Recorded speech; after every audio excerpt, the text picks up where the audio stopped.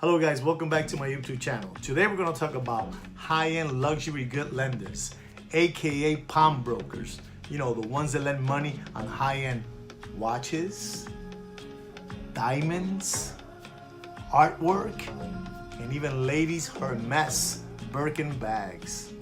Yes, Birkin bags. But before I get into that, let's go into my magical intro.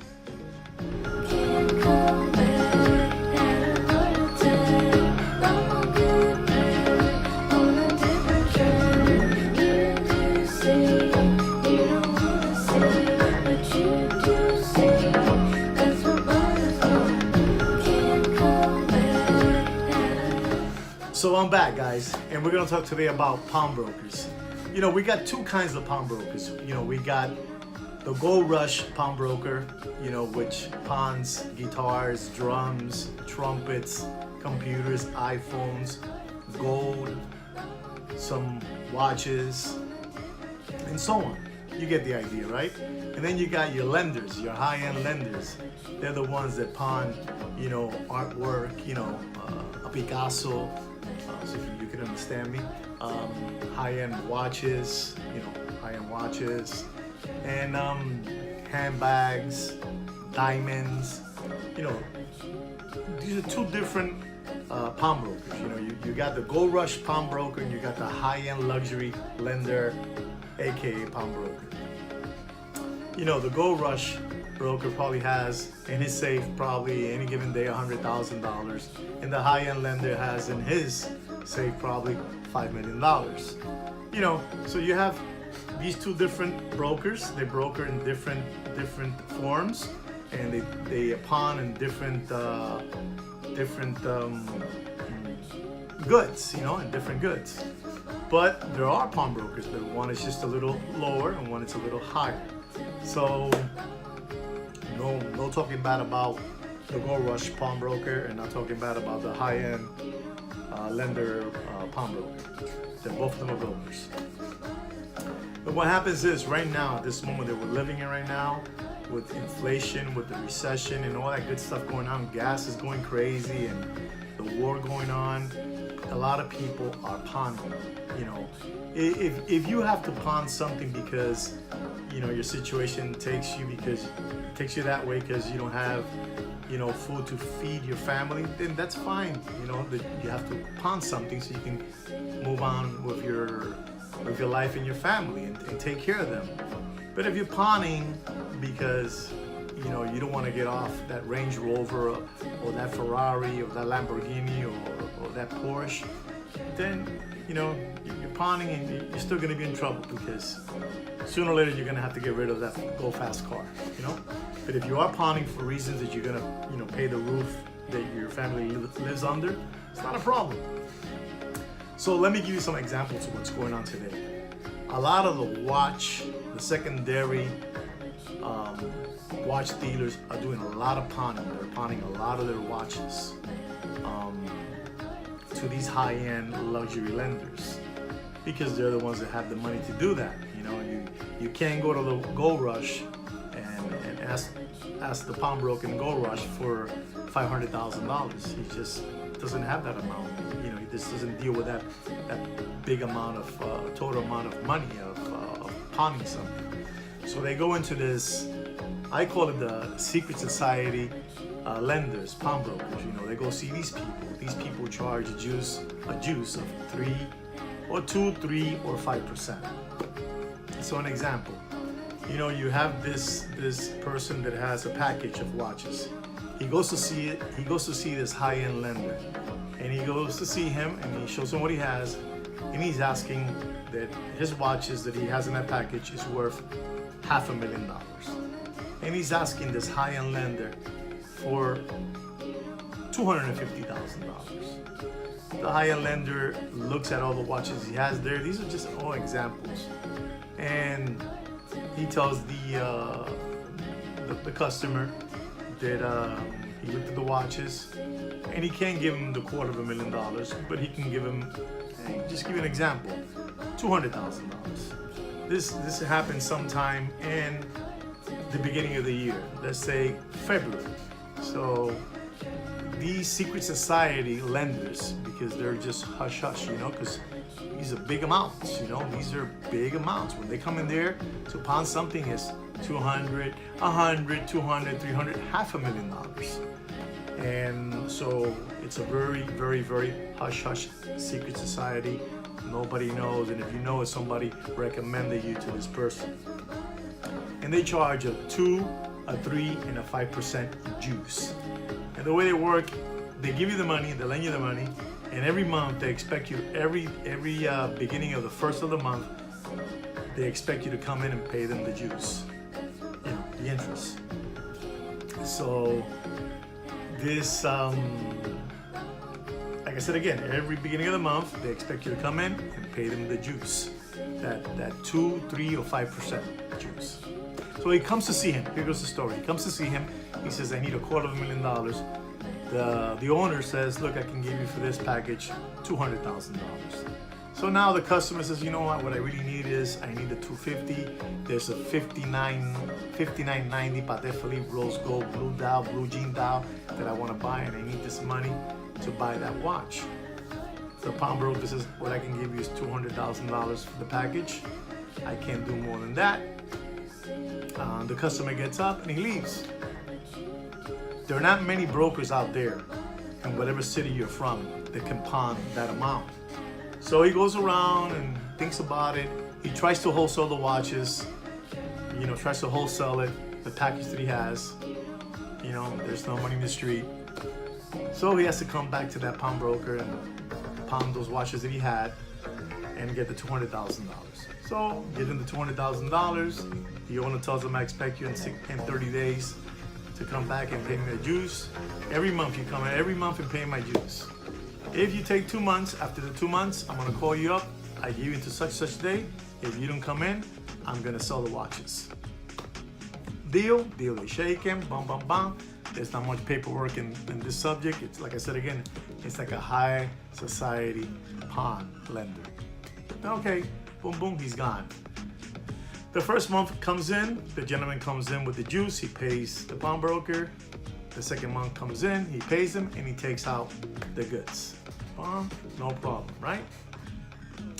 And now again, a month and a half later comes again. Let's say it's April. He comes back in April with the same package, and he tells the pawnbroker that he needs $200,000 again. This time the pawnbroker says, I can't give you $200,000, but I can give you $175,000. Same issue again, I don't know, I need 200, I give you 175. Okay, the guy thought about it, he shook his head, He took the $175,000. Again, the owner, the lender tells him, I need you here every first of the month with my juice money, with my interest. First month came by, guy didn't come in with the juice. Second month came by, didn't come in with the juice. Now the owner calls him up and says, listen, you haven't been here for 60 days. I need you to come by and pay my interest for the last 2 months. If you don't come in on Monday, this is a Friday, if you don't come in on Monday, I'm gonna start selling your watches. Monday came around, the guy never came back again. Why? Because the watch market now has taken a big dip, and it's very erratic, and the prices have changed. So nobody really knows what's happening with the prices. So this person, what he did was, he says, you know what? I own so much money already in juice. If he's paying 5%, you can, you know, take out the percentage of how much he owns him on $175,000 a month. So he didn't come in. Now this pawnbroker is calling everybody up because he has all these watches. He has something like this watch over here in his hand, a brand new sticker one, a Panda, Rolex Panda. This watch was at $55,000. Today they're at $31,000. $31,000. A Rolex Panda, Daytona Panda, white dial, black ceramic. You also have in that package, you have an Audemars Piguet Royal chronograph, Panda, stainless steel. That watch was $100,000. The watch today is at $52,000, right? This is the package he gave him. So now this pawnbroker is going bananas. What do I do now? He also has a 15500, 15500 Audemars Piguet black dial. That watch was at $70,000. That watch is in the very, at this moment, low 40s. So the pawnbroker is going crazy. What do I do with all these watches that I pawned from this guy, and I can't find this guy no more, and I have to sell them to get my money back? Forget about the juice. Now I just want to get my money back.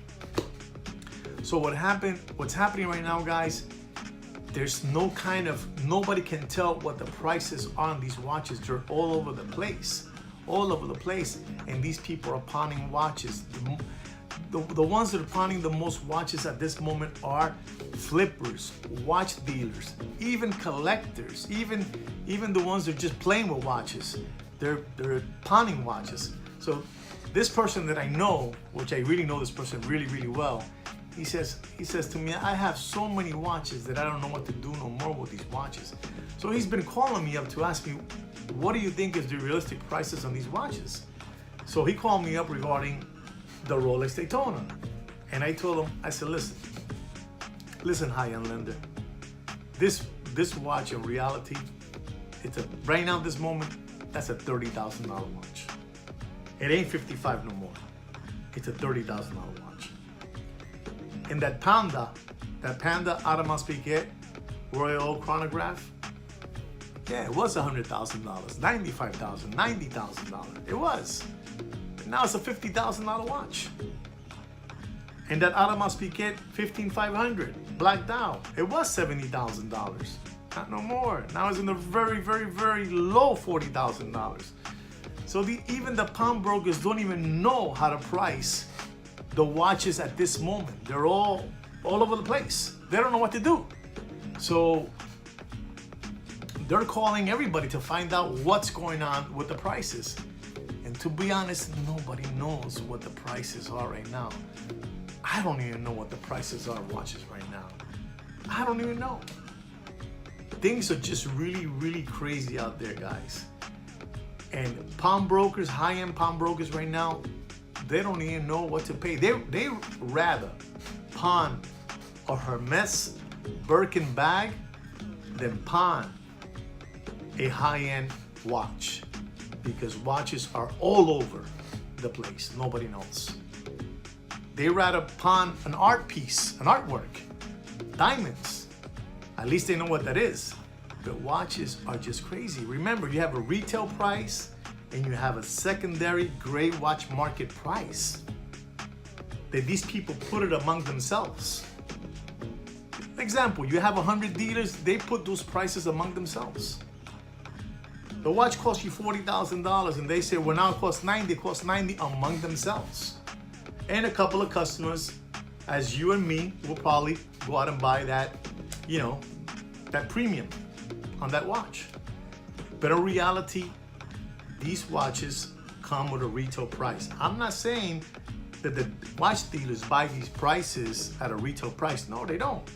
But they're the ones that put that markup for real. That, $40,000, now it costs $100,000. It's $60,000. But the thing is, nobody knows what are the real prices of these watches right now. And high-end pawnbrokers are just going bananas. I get a phone call from my friend. He's a high-end. My friend is a high-end lender, AKA pawnbroker.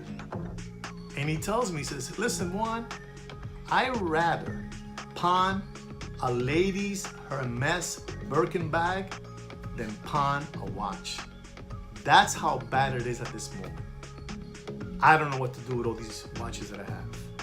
He's offering me some of these watches, and I say, to be honest, I think, when you first pawned them in February, they were the right numbers. But when you pawned them in April, they were heading down, and they're going down at this moment.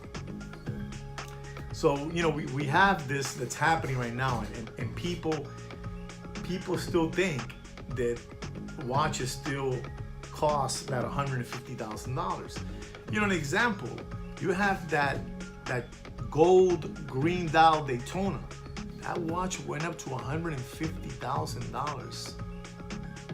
It went down last month to $120,000. You'll be lucky if you get $90,000 today. $90,000, you'll be lucky. So that's how erratic the watch market is. it's no bueno whatsoever.